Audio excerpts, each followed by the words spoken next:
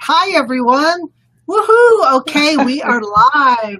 I'm Michelle Vandepass, and my guest today is Miki Strong, who has these amazing business archetypes that we are going to talk about here in just a minute. I'm going to check on Facebook, make sure we're live so that I can see what's going on. There we are. We are live on Facebook. So if you have questions, please leave a question underneath. That would be awesome. There's a place where you can go do a quiz and get your own business archetype. So let me give you a little bit of backstory. As some of you may know, I have some marketing archetypes that I've been working on, and Miki and I connected through a mutual friend, and she's been working on business archetypes, and we met in where was it? Washington State, I think, and talked archetypes for like a whole afternoon. It was amazing. It was really fun. And a year later, Miki has these business archetypes. It's available for anyone to go take this quiz and find out what archetype you are. Now, why do I care? Because I have my own archetype system. This is why. I took this quiz, and then I had my session with Miki, which was an in-depth session, and she nailed me. She nailed me. It's like everything that I have learned about myself, about my business model, about how I want to do business, she nailed in this archetype system. Now, I'm a blend of 3 archetypes. Miki's going to tell us all about it. Welcome to the show, Miki Strong. Thank you, Michelle. I love talking archetypes. Yeah, I know. Wow. And I just couldn't stop talking about this. It's been so much fun to just hang out with you and learn more about this. Now, I'm going to try to get rid of, excuse me, I can't see. How can I get rid of this? I'm trying to get rid of a screen that's coming up, so I can't see you here, but all right. Let me just make sure it's not up on Facebook. It's not, so you're good. But your name is kind of right underneath your chin there. Yeah. Sit up taller. Yeah, that's good. Sit up really straight. That'll help. Well, I'm about as straight as I can get. Okay, so let's start at the beginning. Let's just talk a little bit about the archetypes. Let's just jump right in. So I'm a blend of 3 archetypes, and when I was reading them, I'm like, yes, I get bits of this. Yes, I get bits of this. It's like Sage and Maverick and something else. Do you remember? Alchemist. Yes. But until I got my session from you, I didn't really understand how well they all blended together. So this is kind of your life's work, right? It is. Tell me, is it like, tell me how you love doing this and how do you make them all blend together? It's so fascinating to me.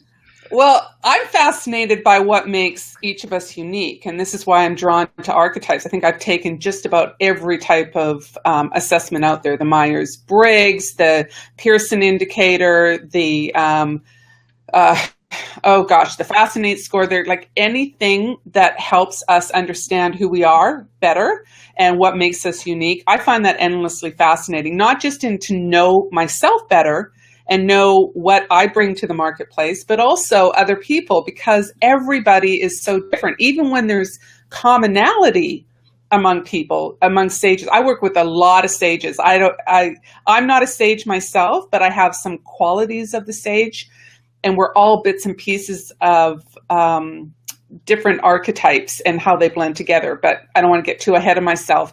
But where I'm going with this here is I work with a lot of sages, and when I do their blend persona, which is the combination of their leading archetype and the 2 other ones. So for you, I believe that your leading one was Sage, and then Alchemist and Maverick were your supporting archetypes. So you have Sage, you lead with Sage, and every time I do one, the Sage shows up a little bit different depending on what other archetypes are your supporting archetypes. Okay, so talk about that for a minute. So when you say sage, I'm thinking about the sage woman as someone who like dispenses advice. Well, that's what you do, but I come from the perspective of who you are. and how it affects what you do and how you do what you do. So sages actually have two sides to them. There are the sages that we tend to think of as being very wise, and they are imparting wisdom and advice. And that's something that's mostly common among sages that I've worked with. But there's also the other side of the sage, which is very intelligent, information gathering, teaching, educating. That is another side of the sage, and not every sage will have both. Most often they lean more towards one or the other, really taking in information, assimilating it, and turning that out into wisdom in the form of how their clients need to receive that information. And then the other side is educating, teaching. So learning. let me ask a question. If someone listening or watching this later considers themselves a wise teacher, does that automatically mean they're a sage? No, it would be an indicator because, well, I think all of us, we like to associate with that, especially in the coaching consulting arena. We think, okay, we are wise, or we want to be the sage. We can still have those qualities of being wise. I think wisdom comes with age, not that it reflects directly to how old you are, but through life experience, hopefully we learn and we gain wisdom from it. Where that is different in the sage is that their whole life is a quest for learning, for assimilating, for gaining wisdom. That's what they focus on. So it's very much a driver for them. And so you're not a sage, and yet you're in the coaching consulting industry. You're wise, you teach. So what is your main archetype? Ruler. Wow. And so... And you used to have a crown. Do you still have the crown on your website? You used to have that crown, so it's perfect. I did. I did. In my very early years, it's almost embarrassing when you look back at the other versions of your website. No, I think they were you surprised at that, at the ruler? Yes. Well, yeah. I mean, I guess I don't know what a ruler is, but in my mind, it's sort of like the monarchy raining down on everybody. Well, that is one way to look at it. I think that there's a positive and a negative side to each of the archetypes. I tend to focus on the positive side of it. What positive traits can you bring and do you bring to your work with your clients? The ruler really is about directing things. They're very organized. They get things handled. This is the way it is. So we see a lot of rulers more in consulting type roles, traditionally, rather than coaching type roles. Very much leaders, but again, that's not a trait that's just for rulers. We find leadership among all the different archetypes. It just how that leadership quality shows up is a little bit different. Are you guiding? Are you leading? Are you supporting from behind the scenes? That's still leading. So again, your blend affects how that shows up. I'm also explorer.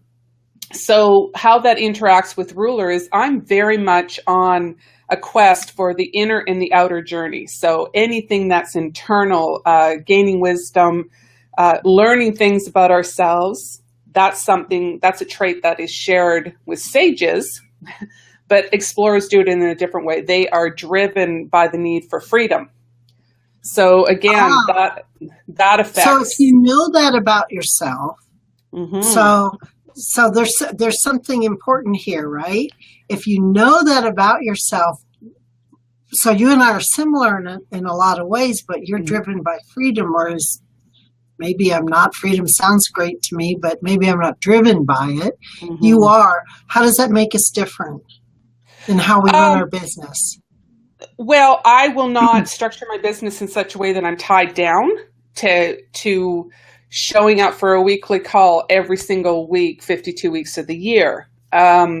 I will create structure within my business that is more of a framework rather than this is restricting how I naturally show up. So for me, I love working really, really hard in short bursts and then taking a break. So I've structured how I work with clients around that. That's how I work best. That's how I get the break in between, and that's how I can bring more to my clients. Nice. Everybody loves a quiz, so I just want to remind our viewers and listeners to go to Miki Strong, M-I-K, just one K, yeah, MIKISTRONG.com/quiz/start. And you can go get your own quiz, find out your archetype. You'll get a free report. The images are so beautiful. Oh my gosh, so gorgeous. You've got to take the quiz just to get the beautiful report. And then, of course, you can schedule a session to go more in depth with you. Mm-hmm. You nailed me. You nailed me. Like, I cannot believe how on point you were. Is part intuition, part science? How do you pull it all together? I think you're accurate there, Michelle. It's part science. This is where the archetypes were developed from. So I pulled out the pieces as I see it relates to our business. And I really came from the perspective of service-based profession, coaches, consultants, and other service-based professionals. But it's also intuition. So I know you, I've known you for many years. So that obviously helped. But there were some interesting things that came up when I put your blend together. And I thought, well, isn't that interesting? I wonder if that's a little shift that she can make. So the science points me in that direction, but intuition always also comes into it, because when I've done the blend, brand persona sessions, which is a blend of your leading archetype and the two supporting archetypes, most of the time, that's my first contact with a client. Mm-hmm. I don't know them. I don't know anything about their business. So it is part intuition, but it's guided by the science of the archetypes. Mm. How long has it taken you to put all this together? A really long time. It's something that sat in the background of my mind and up on my whiteboard for what seems like forever. It was up there for about 5 years. And I knew that I needed to just really sink more into the archetypes and really how it's relevant. So you have marketing archetypes and you focus just on marketing. I knew that I wanted something that had a broader perspective, but really came from the lens of this is who you are, which is where I think that this is the core of how we stand out in the marketplace. Nice. People gravitate to us because of who we are. And yeah, go ahead. Sorry. No, in wrapping that up, it's just what I wanted to do was come from the lens of who you are, and then how do you take who you are and represent that in your business and structure your business in such a way that it supports who you are. Because I see a lot of women is primarily who I work with, they're putting their business model and how they operate and run their business, how they work with clients, kind of piecemeal, because they think, oh, I'll like a little bit of this, I'll like a little bit of that. And then their efforts become scattered. They're not focused on one thing or a few things that will draw the right clients to them doing the right kind of work that really enlivens them rather than drains their energy. Yeah. So, well, and I redid my website since I talked with you. Oh, you did? Okay, I haven't had a look at it yet. I have to go have a peek at that. It's very, I didn't like do a whole new thing, but I just tweaked some things and made it simpler, got rid of some things. So it's a work in progress, as we all are. And I'll keep tweaking it, but you gave me some great feedback around that, so thank you. You say that you attract a lot of sages. Mm-hmm. Probably because of service-based business, you think? Well, I think that's part of it, but I also think it's because of the era that we've moved into in business. How we do business is changing. We're becoming much more conscious and intentional, putting people first. So there is a shift in the way women in particular are running their businesses and how they approach their business. I think that's part of it. And also part of it because I work with a lot of coaches and they're going to have that element in their work. But I also attract a lot of explorers and creators, which are not just designers. We often think that's what it is, but they're highly innovative women, the ones that are creators.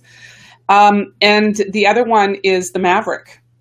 So even though I'm not a maverick, I have some maverick qualities. And this is the beauty of the archetypes, is that when you identify with who you are, you see those same traits in the people that are attracted to your business, in your audience and in your customers. And, and now you can start using the language that's very natural to who you are, and it resonates with your audience. So how many archetypes are there total? There are 12. And everybody has a leading one plus 2 others, or? Plus 2 supporting archetypes, yes. So the quiz will reveal your leading archetype. And if you choose, you can download the guide with it and then read about yourself. But how that leading archetype shows up really depends on your 2 supporting archetypes and how strongly they are in combination. So for instance, if you're a sage and your blend is 60% sage and maybe 20% explorer and 20% alchemist, that's going to be different than if you were 40% sage and 30% explorer and 20%. So that blend makes a difference in how you lead with your leading archetype. Right. Wow, complicated. Let me just check and see if there's some questions. People on. Hi, Jill. Cool. Nice to have you here. Hi, Sarah. Yes, absolutely. Thank you, guys. I'll check on Facebook too. I'm not sure if the comments here are also the same on Facebook. I'll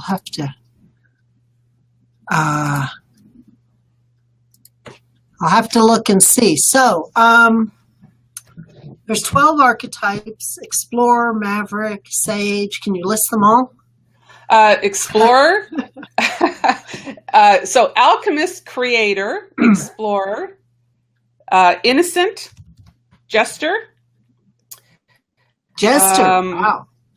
Yeah, Jester's really interesting. I have a few Jesters that show up, and they're not typically we think Jester is the one that they're the jokester and they're always making fun of things. No, they actually bring fun back into life for us. So it can show up again in different ways depending on what that jester is combined with. A very dear friend and colleague is jester, and at first she resisted it, but when she said, yes, that is me. That is how I show up doing my work. This is what my clients love about working with me.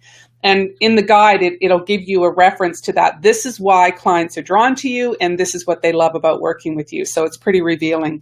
So Alchemist, Caregiver, Creator, Explorer, Innocent, Jester, Maverick, Regular Gal, Romantic, Ruler, Sage, and Warrior. Wow, Regular Gal. Tell me something about Regular Gal. That's so interesting. Yeah, Regular Gal is such a community builder. They bring people together in a common group. So when you see for instance, Facebook groups, the ones that work very well, that you have interaction, that people are engaged and they feel supported, likely they have some regular gal in them or a lot of regular gal in them, because that's what they do. They make people feel welcome and supported. Wow, cool. Do you have a favorite archetype? I have favorites, and they're the ones that I resonate most with and that I seem to attract in my clients, very obviously. But what's most fascinating to me is to see, as people take the quiz, I know how many in my community are of a particular archetype, because I see the results coming through when people take the quiz. Yeah, and I find it really interesting. So I don't see a lot of innocent, although I do some. And I see a lot of regular gals. I don't see a lot of warrior, although I see it a lot in the blends that show up. Mm-hmm. Just not the leading archetype. Let me look. We've got more questions coming. So, sorry, I got to do this. Maybe put on my glasses. This one. Live TV. Yeah. Keep talking, Miki, while I check out the comments. Hey, Sarah says she's an alchemist, secondary ruler queen. Nice. Yeah, the alchemist is really interesting too. So we tend to think that alchemist is just about magic. They are. And again, alchemists can show up different ways in your business depending on what type of business that you're in. But Alchemist really focuses on the transformation. They want to turn something ordinary into something extraordinary. That is what drives them. They want to see that transformation. So I see Alchemist a lot. You have Alchemist in you. Mm-hmm. I've seen it manifest in the way of helping your clients transform, whether that is something that they're doing and making a project better or a launch better, or they're transforming themselves. But I also see it very much on the magical side of things that we think are a little bit off the mainstream. So we see it in both places. Nice. So Elizabeth just took the quiz and she says she's a creator. Do you have something for her? I do. Highly, highly innovative. So here, I love working with creators because they have so many different ideas. Their mind is constantly churning. They see possibilities in creating solutions. Like that's just where their brain goes to. Somebody talks to them about, this is a problem that I have, and instantly their brain kicks into, okay, how can we navigate that? How can we find a solution? It's naturally where their brain goes. They're flooded with ideas. So one of the challenges of the creator is what to do with all these ideas and really focusing in on what is important right now. Elizabeth, does that resonate? Let me know. Okay, Sharon. So Sharon wants to know what both of ours are because she missed it at the beginning. She's just coming on now. So I am a sage blended with Maverick and Alchemist, which basically means I'm in my perfect job. Yes. So if you know me a little bit, Sharon, I'm doing exactly what I'm supposed to do. Miki, will you share a little bit about your three? I'm ruler, explorer, alchemist. And so what is, give Sharon the synopsis of what those three things mean. Well, I definitely want to be organized and structured, but I want to, because of Explorer, there's so much, there's a bit of dissonance between the ruler and the explorer. The explorer wants freedom and the ruler wants structure. So internal conflict there. Interesting, yeah. Yes. So I need to focus very much on creating framework rather than restrictive structure so that I have freedom within my framework. And then the alchemist piece of it is very much about transformation. That I'm so focused on that. And creating magic in our lives. I know that might sound kind of crazy, but it's a feeling of what is your magic? What is that thing that you do that is going to make it feel like your life is very magical, and let's make that extraordinary in your life. So I'm very driven by that. Oh, I love that. Yeah, isn't that nice? The comments just keep coming in. All right. So the quiz is at mikistrong.com, MIKI, strong.com /quiz/start. Is that correct? Correct. You could go to quiz and it'll tell you a little bit more about the quiz. But if you want to just jump right in and get started on the quiz, go to the start. Yeah, good. So Sharon, yeah, go take the quiz, and anybody else who's listening, thank you so much. What else are you doing? Or is this it? Is this consuming all your time? Well, you asked earlier, how long did it take to put it together? It was an idea that was sitting on my whiteboard for very long. I wanted, not that I needed it to be perfect, which, by the way, is another trait of the creator, perfectionism, procrastination. They're challenged with that, bouncing between the two. I wanted to get the right feel for it. So it was a labor of love to put this together and to put it together in this format. So many wonderful things are coming from it. For instance, doing the brand persona sessions, which is bringing the archetype blend, your three leading into supporting, and doing sessions with women to help them really framework what is their brand persona and bring more of themselves out, suggestions on revisions to their website, how they present themselves, even the language that you use on your website, the language of your archetype, speaking from that place. And from there, doing distinction is the primary way that I work with clients. And it is taking that brand piece of it and doing a full integration, a full profile on that, integrating that into your website presence. and creating a core offer around your work, your best work, the thing that you want to become known for, and then putting a very simple strategy together that is in alignment with your archetype and your business model, how you want to grow your business. So you don't have to think about all the other things that don't work for you. And that consumes my time, and it is my best work. It's how I work best. And a lot of that has come out of going through the archetype process on my own. Are you going to put this in a book?